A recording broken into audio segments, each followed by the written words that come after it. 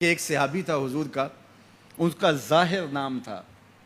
वो देहात की तरकारियाँ लाता और मदीने में बेचता, और हुजूर अलैहिस्सलातु वस्सलाम शहर की चीज़ें उसे तोहफे में देते।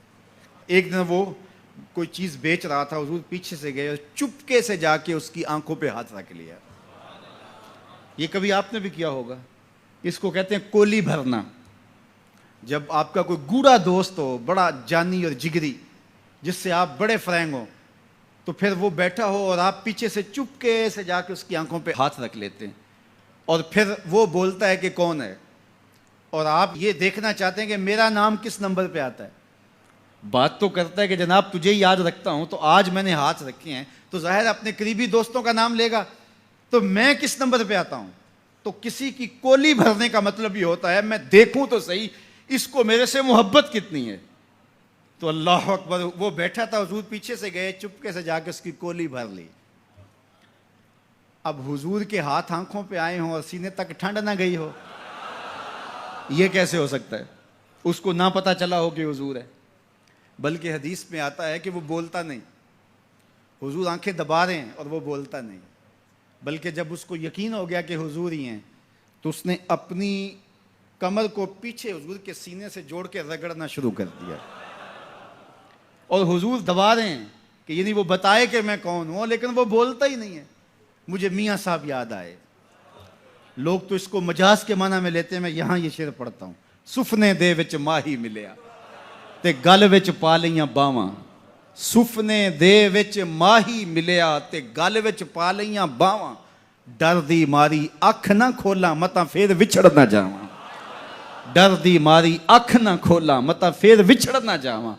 तो हुजूर आंखें दबा रहे हैं और वो नहीं बोलता। हुजूर खुद इरशाद फरमाया, इस गुलाम को कौन खरीदेगा।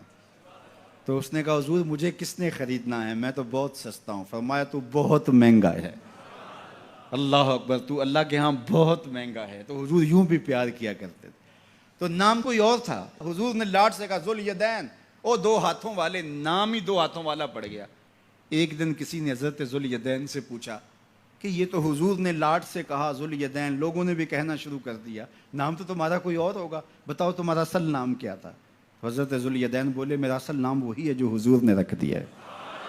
सारी जिंदगी अपना नाम ही नहीं बताए, कहा मेरा वही नाम है जो हुजूर ने रख दिया है। हजरत सफीना रदी अल्लाह ताला अन्हो, अल्लाह अकबर। सफीना किस तरह उनका नाम पड़ा। नाम इस तरह पड़ा कि जब काफिला चलता था तो हजरत सफीना जो है वो पीछे रहते।